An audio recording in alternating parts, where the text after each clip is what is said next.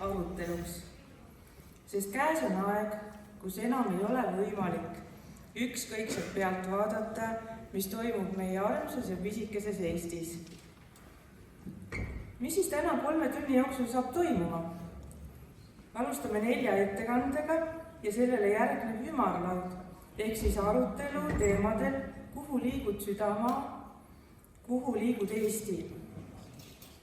Küsimuste puhul saate kirjutada selle paberile ja jätta lauale. Siin lava ees on 2 pool 2 lauda. Ja kus on siis paberid ja kirjutusvahendid. Ja saalis on ka mikrofonid. Siin ja seal 2 pool. Nii et te saate siis ka oma küsimusi otse esitada. Sõnajärje saab Erik Potter MTÜ-st Elurikas Türi.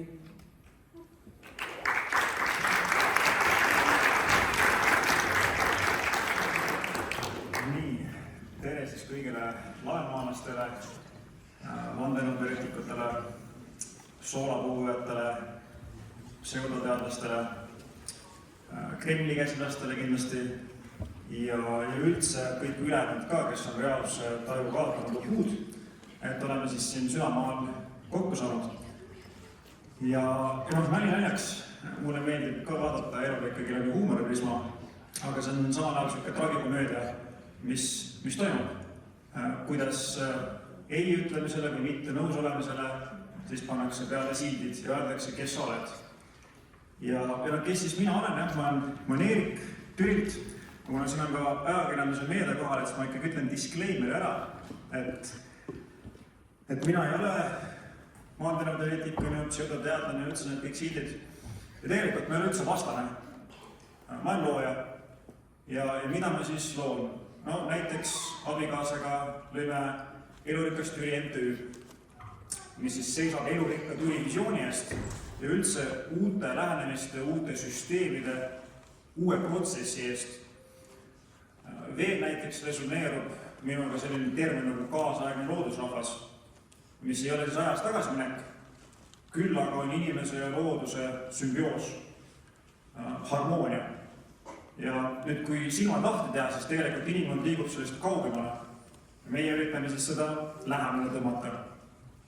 Ja sealt tegibki selline vägikaika vedamine, et mitte, et ma oleks tuulikute vastane või ärivastane või riigivastane, aga lihtsalt mina loon kohalikul tasandil midagi muud ja need lihtsalt ei mahu ära.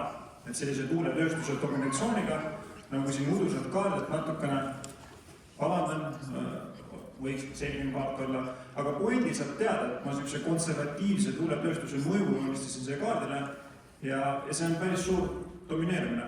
Et see läheb natuke konflikti siis elurikka Türi visiooniga, sellepärast olen mina siin. Et enne kui me lähme päris sisusse, siis sooviks teie kaasa veel natuke häälestada koostööle. Ja võib-olla tekib küsimus, et miks nüüd seda vaja on, mis häälestused läheme ikka kohe nagu teemasse. Aga nii nagu sportlased enne tõsist sooritust teevad soojaks, orkestris ka liikmed ei pahurda, et miks me nüüd peame pille häälestama, et kõigepealt ikkagi pannakse pillid häälde ja siis hakatakse koos mängima. Ja nii ka me soovime luua kõrgema tasemega protsessi uutel alustel. Ja see ei ole tavaline.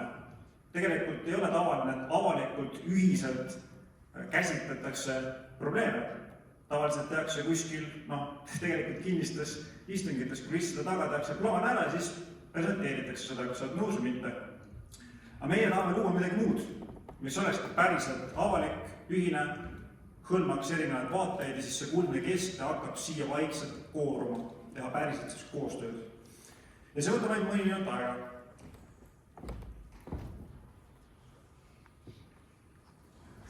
Häälestus siis avalikuks dialoogiks.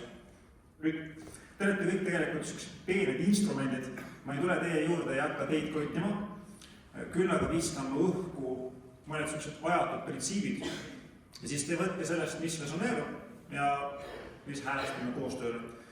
Et kõigepealt üks ongi see, et kõik on üks ja me oleme kõik üks. Ja see võib tunduda võib-olla esmapildu selline esoteeriline lause klišee tegelikult, aga aga sellel on sügav filosoofiline tähendus ja ka järeldus, et kui kõik on üks, siis meil ei ole mõtet omavahel sõdida, siis sa sõdid endaga. Ja minul ei ole küll aega ega energiat ega tahtmist endaga sõdida, luua seda pinget, luua seda karmat, mis siis lõpuks tuleb mulle tagasi, et tegelikult hoopis mõistame üksteist, mitte ei sõdi üksteisega, tegutseme armastusest lähtuvalt.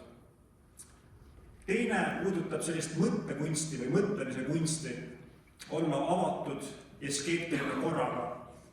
Et kui me oleme liigselt üks või teine, siis on sellel alused tagajärjed, aga kui me oleme mõlemad koos, nii-öelda nais ja mees, ütleme, et siis peaga avatud kosmosele, aga kahe jalaga maas ja südamega kohal, see on juba väga hea. Ja kolmas selline pidepunkt on jällegi esmapilgul võib-olla natuke kaugele, et võtta vastu oma looja olemus. Teadusmaailmas võiks öelda, et subjekt ja objekt, et subjekt on enne objekti. Ja kui nüüd tuua see siia nii-öelda praktikasse jällegi, ma olen praktiliselt filosoofia fänn. Et siis see tähendab seda, et kui meile presenteeritakse mingisugust teadust, siis tegelikult ei ole see objektiivne teadus. Objektiivne teadus on illusioon, et alati on see subjekt on mängus, kes seab sisendi, kes seab raamistikku ja kes järeldab siis tulemustest midagi. Et me ei peaks võtma mingit kindlat teadust tõe pähe, vaid alati küsima, et mis on see looming, kes on see looja seal taga ja mida selle teadusega siis tahetakse serveerida meile. Et olla avatud ja skeptiline. Ehk siis 3 tükki kiiresti koos ongi, et me oleme kõik üks, ärme sõdi omavahel, vaid hoopis mõistame üksteist, oleme avatud ja skeptilised korraga ja oleme loojad. Küsime enda käest, mida me loome. Kas me loome siis sõdimist või me loome midagi muud. Ja ma paluks kõigil võtta umbes 10 sekundit ja enda sees vaadata nendele pidepunktidele peale ja häälestada siis nendesse, mis iganes teile siis siin resoneerus praegu. Ja siis me saamegi nii-öelda ühiselt koostöös ennast häälestada. Te võite panna silmad kinni, et ei pea, aga 10 sekundit läks käima nüüd.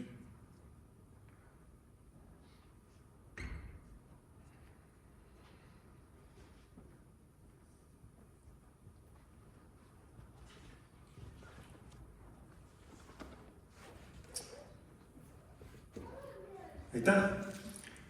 Nüüd saame actionisse minna.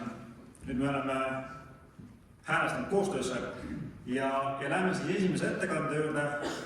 Kutsume lavale Veiko, kes annab meile ülevaate siis Järvamaa tuuletööstusaladest. Teeme talle väikse toetava